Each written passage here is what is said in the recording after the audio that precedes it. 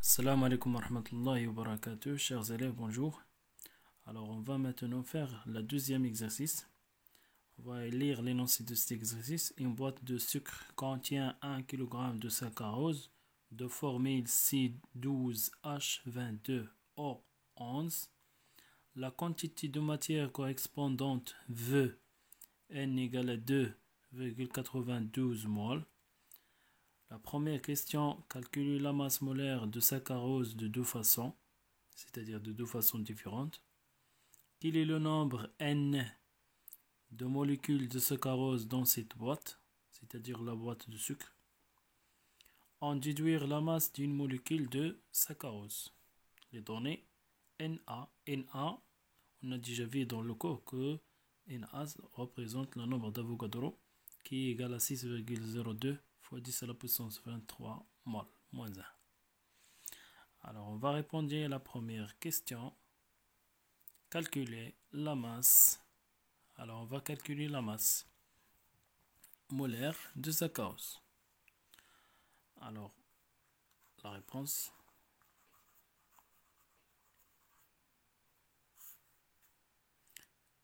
La première question. Calculer la masse molaire de saccharose de deux façons différentes. Alors, on va répondre à cette question par deux méthodes.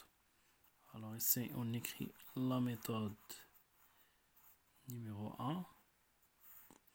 Ici, on va écrire ici la méthode numéro 2. Pour déterminer la masse molaire de saccharose, on peut suivre les étapes suivantes, c'est-à-dire la masse molaire de l'atome de saccharose C12H22O11 égale C12 fois la masse molaire de carbone plus 22 fois la masse molaire d'hydrogène plus 11 fois la masse molaire d'oxygène égale 12 fois la masse molaire de l'atome de carbone. La masse molaire de carbone c'est 12, c'est-à-dire 12 fois 12 plus 22 fois la masse molaire de l'atome d'hydrogène c'est 1 g par mol plus 11 fois la masse molaire de l'atome d'oxygène c'est 6 égale. Alors on va faire le calcul. C'est 12 fois 12 plus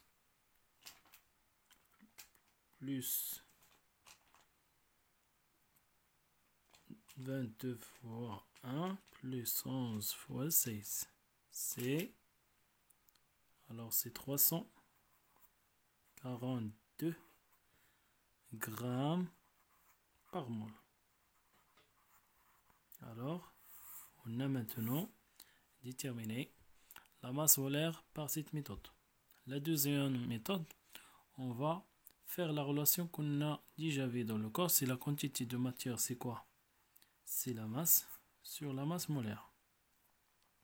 Donc à partir de cette relation, on peut déterminer la masse molaire égale à c'est la masse sur la quantité de matière. Donc à partir de cette relation, on va faire une petite application numérique. Donc N ou bien grand M, la masse molaire, égale. Là, égale la masse. La masse ici, une boîte de sucre contient 1 km. Donc 1 km. Donc la masse c'est 1 km. Je dois le convertir en grammes. Devient 1000 grammes sur la quantité de matière. La quantité de matière c'est 2,91 mol. Donc divisé sur 2,91 mol. Donc la masse molaire de saccharose égale. Donc on va faire le calcul. Donc 1000 sur 2,91, c'est 342,46 grammes par mol. Alors voilà la réponse de la question 2. Donc par la méthode 1, on a trouvé 342 grammes par mol. Par la méthode 2, on a trouvé 342,46 grammes par mol. Donc on a répondu maintenant à la question numéro 1 de déterminer la masse molaire de saccharose par de façon différente. Maintenant, on passe à la deuxième question. Quel est le nombre n de molécules de saccharose dans cette boîte? C'est-à-dire, on a la boîte de sucre contient plusieurs molécules de saccharose, mais combien? Donc, combien de molécules qui existent dans cette boîte? Donc, pour le déterminer, le nombre de molécules de saccharose dans cette boîte, on va faire la relation suivante. La quantité de matière égale à le nombre n sur le nombre d'Avogadro. Donc à partir de cette relation, n, c'est-à-dire le nombre de molécules de saccharose dans cette boîte, égale c'est petit n, c'est la quantité de matière, fois le nombre d'Avogadro A. Donc à partir de cette relation, on va répondre à la question. Donc maintenant, on va faire une petite application numérique. D'accord? Alors n égale n, le nombre de moles c'est 2,91 moles. C'est 2,91 moles. Voilà. Fois la constante d'Avogadro. La constante d'Avogadro, parmi les données de cet exercice, c'est 6,02 fois 10 à la puissance 23 mol moins 1. Alors on va simplifier par mol et mol moins 1. Et s'il demande le nombre sans unité. Donc n égale. Donc on va faire le calcul. Donc 2,91 fois 6,02 fois 10 à la puissance 23. Donc approprié égale 1,75 fois 10 à la puissance 24. Quoi? Molécule. Voilà, molécule. Quelle molécule? Molécule de saccharose. Donc, molécule de saccharose.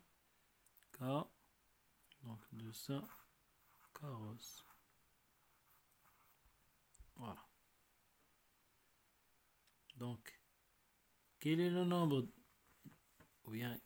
nombre n de molécules de saccharose dans cette boîte? Il y a 1,75 fois 10 à la puissance 24 molécules de saccharose. On passe maintenant à la question 3. La question 3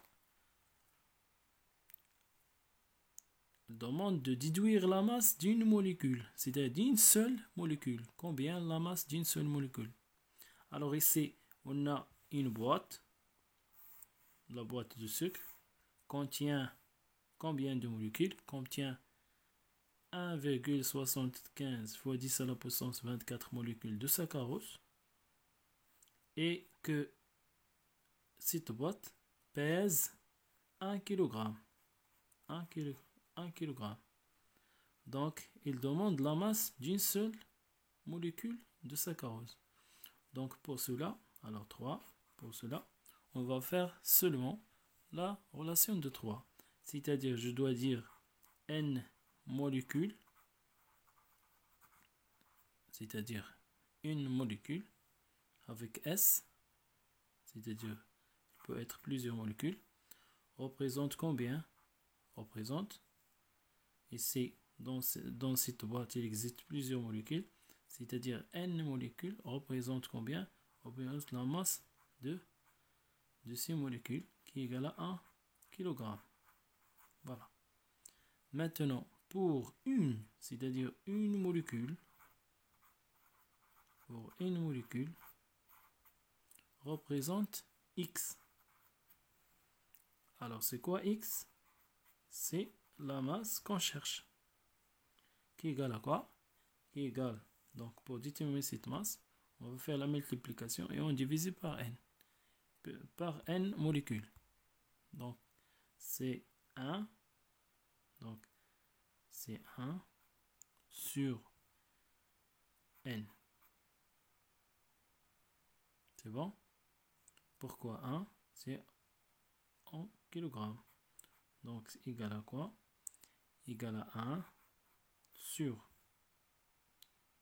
Donc, égal à 1 sur 1,75 fois 10 à la puissance 24.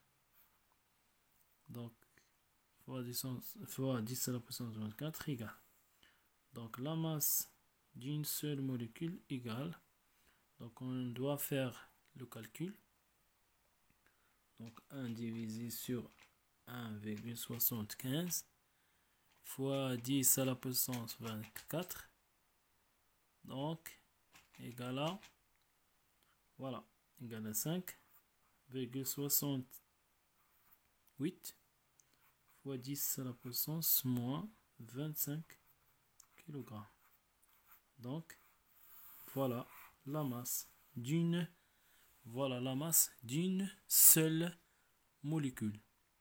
Donc, 5,68 fois 10 à la puissance moins 25 kg, c'est la masse d'une seule molécule. Et 1,75 fois 10 à la puissance 24 molécules égale à, la masse égale à combien? Sa masse égale à 1 kg. J'espère que vous avez compris cet exercice. Et merci.